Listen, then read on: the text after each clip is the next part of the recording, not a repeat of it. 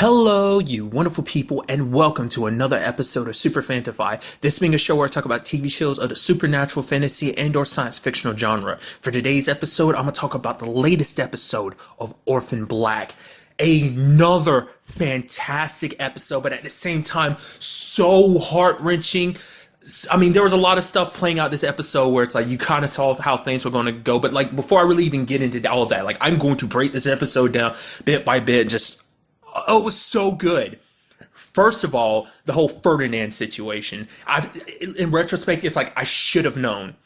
Ferdinand had to be as his source because other than Susan, he was literally the only other person who knew where Cody was. So it's like obvious. So she's been working with Ferdinand this entire time. And I figured it had to be someone that Sarah would hate, but I don't know why it never crossed my mind that it would be Ferdinand. I mean, especially, big reason is like after what Ferdinand did, he killed MK. So there's no way like Sarah would be okay with this. But as for us, it's like, the ends justify the means. You work with the devil, to get what you need done, and we need this done, to ensure her daughter's safety, her son's safety, as well as all the other leaders who I think in a way she does consider, she definitely considers them family too, So to protect her children, of course she'd make a deal like that. But then like so much stacked upon itself because S is asking for Rachel's help, but you have Rachel almost having that mentality of like, I don't owe them anything. I gave them Kira back and everything. But it's like Neolution is gathering people's DNA, and then they're basically going to make it so that,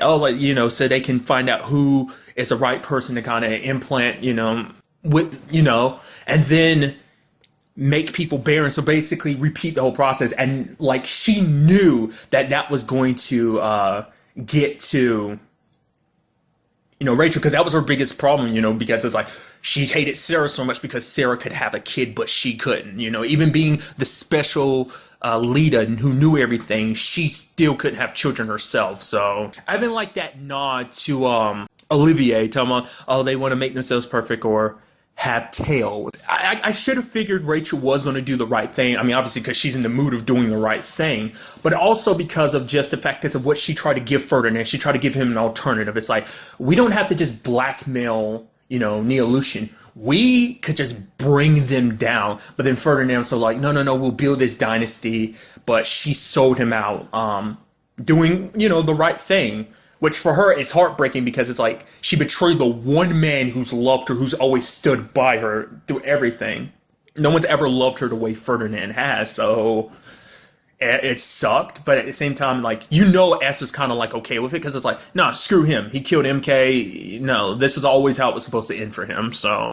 But of course, Ferdinand being who he is, he got away just fine. Just because that's always what tripped me about Ferdinand's character. He's actually a very skilled person when it comes to fighting and like gun work. He's very skilled. He's very good at what he does. So he ended up making out of that boardroom. I thought they might position it so it's like, nah, Ferdinand is always going to be on the run now because Neolution is going to be going after him full force.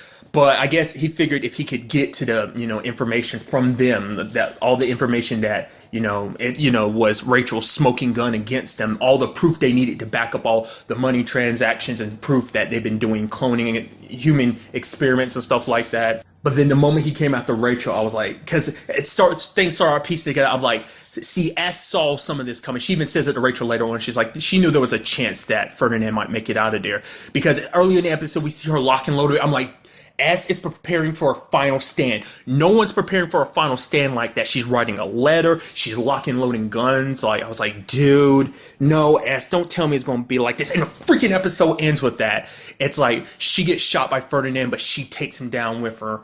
And it's like, you son of a bitch. It's like, no! Especially after such a heartfelt episode. Felix had his art show, which he showcased all the different leaders. Like, obviously, he couldn't show them all at once. He just kind of wanted to have a normal art show, but he was kind of worried about it. But, Allison kind of threw it out there like, oh, why don't you use us? And she used everyone. She used Allison, she used Cosima, and she used Sarah as kind of part of his art show to kind of bring to life. And I love the message of it, basically being nature versus nurture. That basically everyone, and including himself and Sarah, are mysterious beings of chance. Because it's like we could have ended up being anyone if it wasn't for S. Because we met S raised us, went through hell to raise us. And now Sarah's raising Kira. It's like this beautiful thing, but it's like that's the beauty. the nature versus nurture aspect. And I think that's kind of I think it complements the show too, because like this show is all about changing human nature, but like, there's more than people than what biology and you trying to change up. There's the nurture aspect. There's that human connection, which is like, it's kind of lost in everything.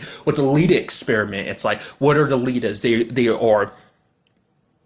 They are made barren so that they can't have children. That's an element of life, to bring another human being into this world, to care for them, an aspect that only Sarah and eventually Helena at this point, when her children are born, will ever get that privilege of, that human connection, that family connection. But it's like, they're kind of, and that's kind of the beauty of the show too. All these different leaders from different backgrounds, different personalities, all coming together and becoming sisters. And I just thought that, when you think about, I'm probably like reaching too far when I'm saying that, but I just thought that whole aspect of it kind of complemented the show, because it's like, this whole thing was started trying to go up against nature, but now it's like nurture is what made their bond stronger. It created this whole family that they've created together that puts everyone together. It's brought all these different worlds together. It brought Scott into the family, brought Arthur into the family, brought Donnie into the family, all, this big family. And it's a beautiful thing when you think about it, and just showcasing his family. Like, this is my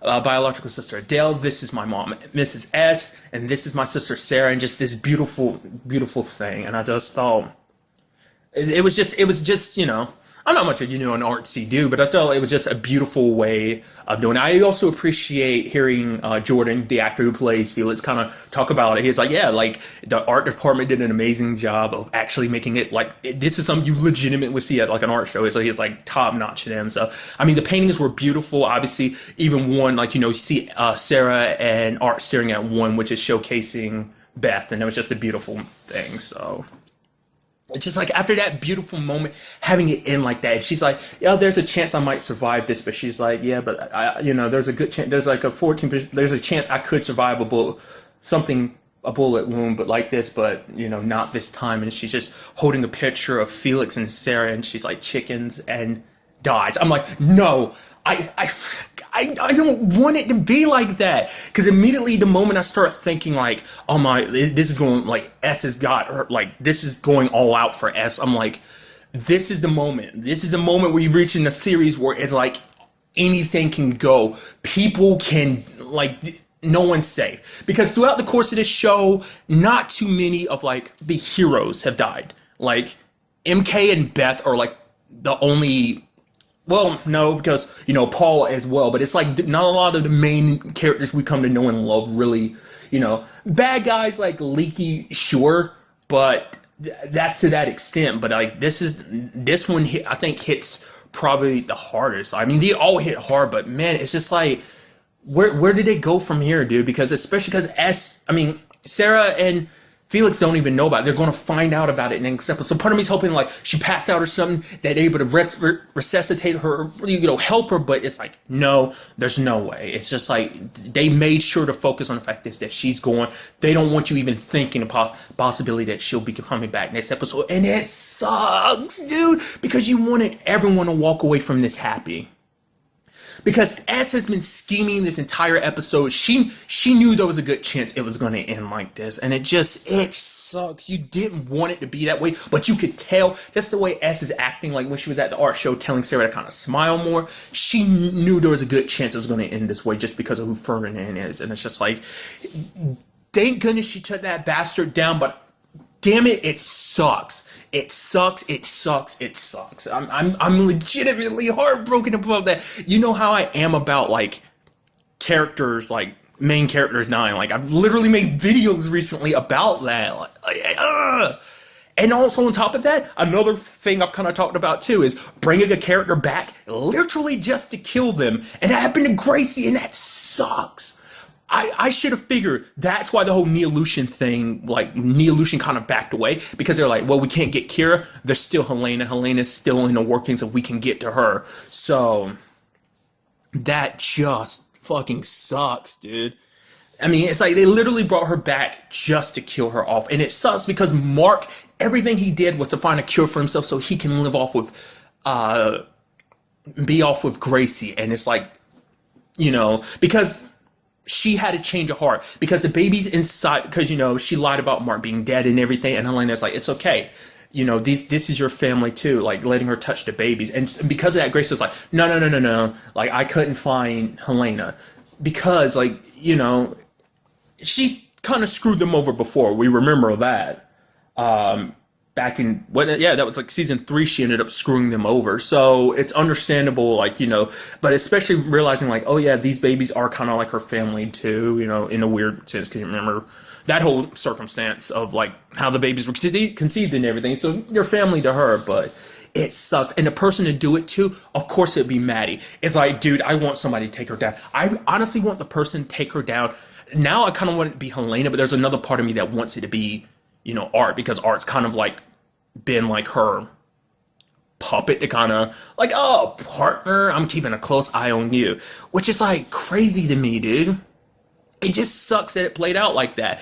And obviously, like, it makes you wonder who gave the order. Was that something Maddie did on her own, or was that something Cody ordered? Which means, because at this point in time, it's like Mark's not even needed anymore now they have Helena. So I don't think she'll kill Mark. She'll probably try to keep stringing him along, like, but eventually probably Helena and him will cross paths and he'll be like, you know what happened? They killed Gracie, which Cody's already got his, like, samples, so she doesn't even need him anymore. The whole thing is, like, she can restart the whole caster program if she wants to, like, using the samples he has left to probably restart it with everything that they're doing. So, kind of add even more insult to injury to this whole situation, which we had the return of Colin, the Emmy. We haven't seen him since season 1, right?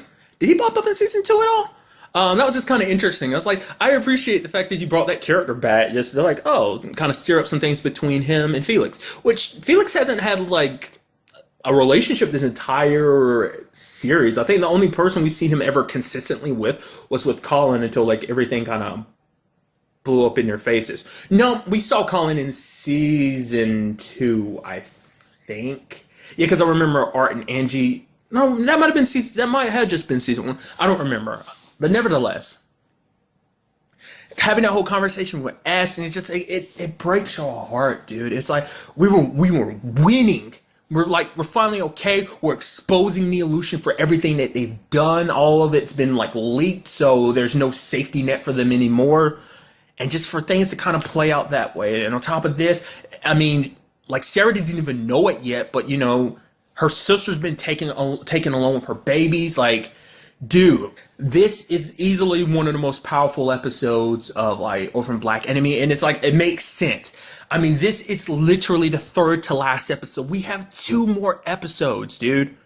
Technically 1 episode and then the end, but you get my point. 2 episodes left, and there's no telling how this will all play out. I'm hoping that it will have some good ending, because there was actually a conversation between Scott and Cosima this episode about, like, okay, we'll try and replicate the cure and give it to all the other leaders. It's like, how will we find them? And Casina's like, well, we'll find a way. So it might be kind of teetering on that level of what I brought up before about the whole, like, either exposing it to the world, like, hey, other leaders out there where your sisters come find us, there's a cure, or, they'll just, maybe that'll be something Cosima and Delphine do. They kind of go out together and save the leader to become their thing, as maybe they travel the world together or something like that. I don't know. Like, before we can even get to happy endings, we have to deal with the current situation at hand. So, I don't know, man. And also, like, I'm wondering what role would Rachel play in this. I think Rachel knew on some level, too. Maybe S already told her, or maybe it was just something she saw, but she even told Siobhan goodbye. Either part of my brain was like, does that mean, like, Rachel's about to kill herself or something? Or what? Because I think at this point, Rachel probably feels like she has nothing left, Because she screwed over Ferdinand, which now, he's dead now anyway. She doesn't really have anyone left. She doesn't have either of her parents anymore. She doesn't have Neolution to hold on to. She's just on her own. Maybe this might be what ends up bridging the gap between her and Sarah and them, like, working together. It might even make Sarah pissed at her, like, Ferdinand was your deal. He killed my sister, and now he's taking my mom away from me, so she might lash out at Rachel in that sense. But, like I said, maybe this might bridge the gap and they become closer. I think that'd be kind of a beautiful thing in itself. Like, those two are like mortal enemies since season 1, and for them to at the end come together like that, I don't know. We'll kind of see. I have to see. I'm definitely also interested, making this a little lighthearted towards the end. It's also Allison's situation because we saw her throughout the episode, and Donnie's like, "Okay, you should no, is this some kind of test? Because you're going to test me, and then you're going to like shut me down." And she's like, "No, no, no. Wait, is that what you're wearing?" He's like, "Yes. What should I change?" It's trying not to be so like, "Oh, do this, do that." So I'm still curious to see where that goes. I think eventually Allison will go back to being Allison. Just going to take some time. Maybe it's going to take Donnie saying something to her. Just like I said, overall, like a fantastic episode, and I cannot wait to see what the next episode has in store for us. I can already tell it's going to be crazy. Just But really, that's all I want to talk about in this episode. To the next time we meet, be happy, be safe, live life to the fullest, and enjoy it. Good day and goodbye.